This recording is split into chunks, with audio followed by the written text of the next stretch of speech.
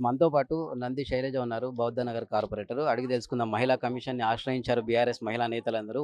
అయితే ఏ విషయం మీద ఆశ్రయించారనేది తెలుసుకుందాం. మేడం చెప్పండి మహిళా కమిషన్ ఏ విషయం మీద ఆశ్రయించారు? అలాగే మహిళా కమిషన్‌లో ఏ విధంగా రెస్పాన్స్? యాక్చువల్‌గా మాకు 2:00కి అపాయింట్‌మెంట్ ఇచ్చారనమాట. మేము 2కి ఎగ్జాక్ట్ 2:00కి వచ్చాము ఇక్కడికి. వచ్చేసరికి మేము కాల్ చేసేసరికి మేడం నేను వస్తున్నానని చెప్పారు. 3:00కి అపాయింట్‌మెంట్ ఇచ్చారు మళ్ళీ. మేము వెయిట్ చేసాము. సానుకూలంగా స్పందించారు. మేము రిప్రజెంటేషన్ ఇవ్వడం జరిగింది. తను రిలీజ్ అయ్యి నిన్ననే ఒక 24 అవర్స్ కూడా కాలేదు. కానీ సోషల్ మీడియాలో తన గురించి ఎమ్మెల్సీ కవిత గురించి చాలా అడ్డదిడ్డంగా కాంగ్రెస్ ప్రభుత్వం కార్యకర్తలు గానీ, ప్రజలు గానీ, వాళ్ళకి సపోర్టివ్‌గా ఉన్న కాంగ్రెస్ ప్రభుత్వంకి ఉన్న ప్రజలు గానీ అడ్డదిడ్డంగా మాట్లాడుతున్నారు. దాని మీదనే మేము రిప్రజెంటేషన్ ఇవ్వడం జరిగింది. మేడం సానుకూలంగా స్పందించారు.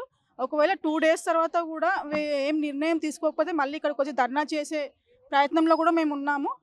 తను మ మంచినే మాట్లాడి పార్టీ తరఫు నుంచి మహిళలనే కాకుండా అందరిని ఉద్దేశించి తను ఒక మెసేజ్ ఇచ్చారు. ఏంటంటే, మీరు పార్టీ తరఫు నుంచి కాకుండా ఒక కమిటీ వేస్తాము. దాంట్లో మీరు పార్టిసిపేట్ అవ్వండి. దీనికన్నా మంచి మంచి మనం ఇలాంటి ఫ్యూచర్‌లో జరగకుండా చూసుకుంటామనేసి ఉమెన్స్ కమిషనర్ గారు మాకు రెస్పాండ్ అయ్యారు.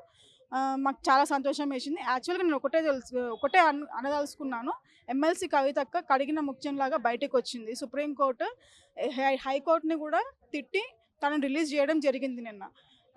తన మీద ఇలాంటి అబాండ్ లేకుండా మార్చ్ 15 రోజు తను అరెస్ట్ అయ్యింది. 165 డేస్ నిన్నటికి.